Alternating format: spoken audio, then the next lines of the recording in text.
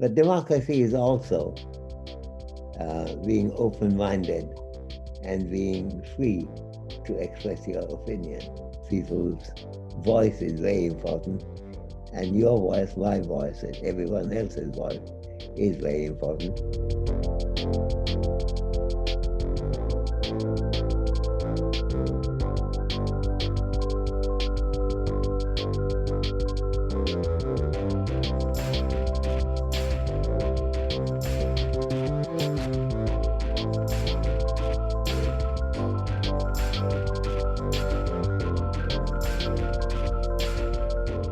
Your work on famines was, as seminal as it was, it taught us that famines do not happen in a democracy, because in democracies there are institutions of the free press, there are political parties that play not just an informing role but also seek accountability, put political pressure.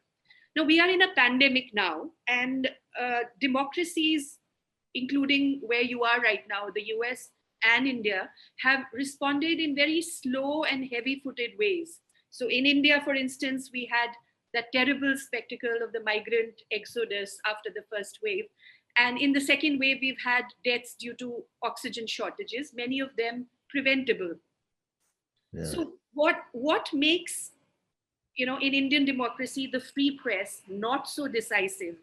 I mean, why is the government not on the ropes after these two terrible spectacles? I mean, what does the pandemic and democracy's response to pandemic complicate your argument about what democracy can or democratic pressure can or cannot do? No, it brings out the central feature of the argument. You see, democracy can be seen as electoral reliance, and that's certainly part of it. But democracy is also being open-minded and being free to express your opinion and work on it. What went wrong in the British imperial days was not only the voting thing, though sometimes they had certain local elections, but the public discussion was, of course, thwarted. And that really meant that you couldn't express your views. I mean, when the Bengal famine was occurring in 1943, if you wrote about the Bengal famine, you could have been jailed. No famine affects more than 5 or 10% of the population. I don't know of any. I think the largest influence had been with the Irish famine. And that, again, if it went to about 15, 20%, that would be very large. So what happens is that if you relied only on the famine victims for electoral success, you won't get there because there are not that many people. What happens is that when it becomes clear that people are dying, then newspaper editors like Katkamarja and others would say, we ought to write something about it. It's our duty. And when that happened, and then the newspaper is free to publish, if it is free to publish information on it, how many people are dying, what may be the reason, then a much higher proportion of the population is affected by the hatred of a regime that allows to generate a famine. That's how famines are prevented by democracy, not just by vote, but by public discussion. But when India became independent, then of course it immediately was possible to have public discussion on these matters. And then famine became difficult to have because uh, public criticism, scrutiny, and censor would make it for a government and make it hard for a government to survive. Now, to the extent something generates that kind of attention, then democracy acts very well. But that itself could change. For example, in as I discussed in the book, in the in England, when the war was going on and Britain had very little food, there was a sense that the ruling classes are betraying the people. And suddenly things came like rationing and control. And suddenly, despite the fact that Britain had less food than normally, undernourishment dramatically fell because democracy absorbed the sharing culture of not having hunger. Now, that could have happened and has indeed happened in some of the COVID affected countries, but not all. And India is a particularly bad case where it is easy to forget the population at large. I was quite amazed to find that when suddenly the first um, uh, um, lockdown came, and I think the lockdowns are may well be necessary, but it's a question of what form did it take. We were given 4 hours notice. People who have to earn an income by getting a job and then buying food with the money, there was no way for them to get that. And suddenly, democracy, instead of getting everyone together in a dialogue about how to save the people generally, ended up how to prevent the middle classes from the fear of having COVID. So when it's stated that I'm very sorry that I have to confine you to your home, and I'm sure that the Prime Minister meant that and felt that seriously.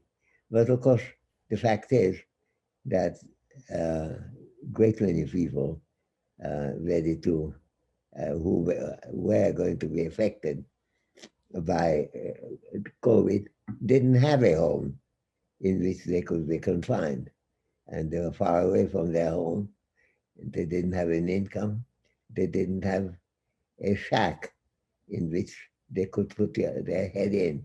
So when you get a democratic situation, when instead of uniting people, people are disunited, uh, democracy loses its saving power. And that's happened in India in a big way. India didn't go in that direction at all. I keep hoping that it will. And people's voice is very important. And your voice, my voice, and everyone else's voice is very important. I'm glad that I remain an Indian citizen, so I too can holler on this subject.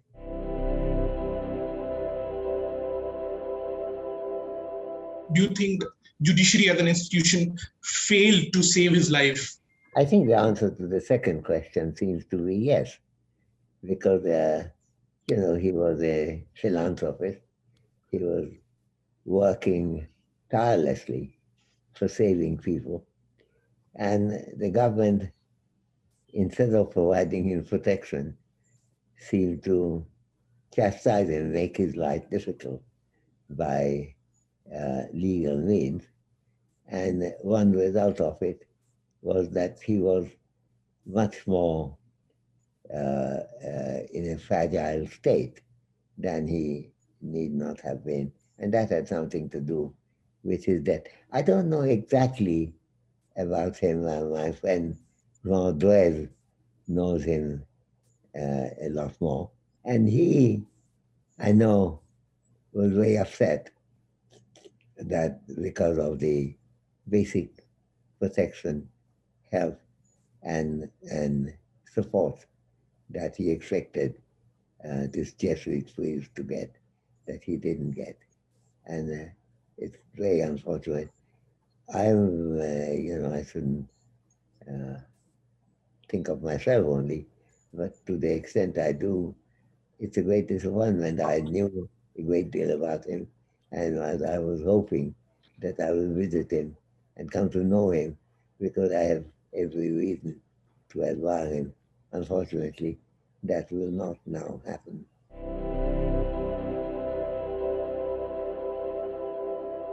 The Bengal elections were held in April this year. This was at a time when COVID was raging in the rest of the country. And even though there was lots of conversation about the measures the Election Commission could take, I think anybody honestly asking themselves would know that any election in whatever manner, with rallies, with people, would mean that COVID would spread further, would mean that there would be death as a consequence of that. We've looked at in UP, there were panchayat elections that also held this. Now, when we would at that point ask the question of why hold these elections at all, there was this sense of inevitability to that answer. What else can we do? This is a constitutional democratic requirement. We can only be more careful. Now, this choice is going to confront us again in about 6 months when elections happen in 5 states. And it is possible still that COVID is still raging in whatever form or manner. And any election rallies, anything will still cause some death, cause some spread of the virus. How do we confront this choice, sir? It's a very difficult question, as you rightly point out, because not having an election had its own costs as well. So you can't take the easy way of saying, forget the election, we can do without it. In the case of West Bengal, to which you referred, there was also the issue that the central government which had never held office in West Bengal, was very keen that the election take place because they were convinced that they're going to win. In fact, both the Prime Minister, Mr. Modi, as well as the Home Minister, Amit Shah, were as frequently giving in Bengal, giving lectures connected with the electoral likelihood of one side or the other winning. It couldn't have said at that time, let's not have an election, because that would look like not giving the central government, who thought that they will win in West Bengal, a chance. So I think this is what is called a tragic choice. And in this tragic choice, we have to see what's the best we can do, given the fact that whatever we do, it won't be entirely satisfactory. I think that's the direction to go. How far we can go there, I don't know. But I think the West Bengal election, and to some extent the election elsewhere, including in Assam and Tamil Nadu, had given us some helpful understanding of what's the best we can do.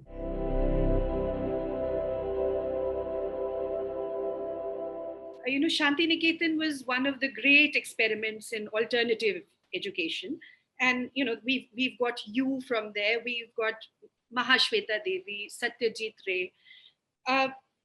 In your book, you say that one of the things that you carried with you from Santiniketan was this unique combination of the emphasis on freedom and reason. So what happened to that idea, Professor Sen? Now we have a situation where the VC of Santiniketan writes to the Ministry of HRD asking for permanent paramilitary presence there. What is it that went so wrong? And is it a larger story that you see, the depletion of the university in a state with such astonishing intellectual capital as Bengal? I think those are very legitimate questions that you are asking. What exactly happened? I don't think Bengal is more gifted than other states, but it is gifted. And Santiniketan was lucky. No, I think what happened is when India became independent and Santiniketan was bureaucratized, the institutional control went away from local leadership. Prime Minister became the chancellor of the university and had enormous power. And it's not a unusual story if you think about what happened in Nalanda, with which I was associated.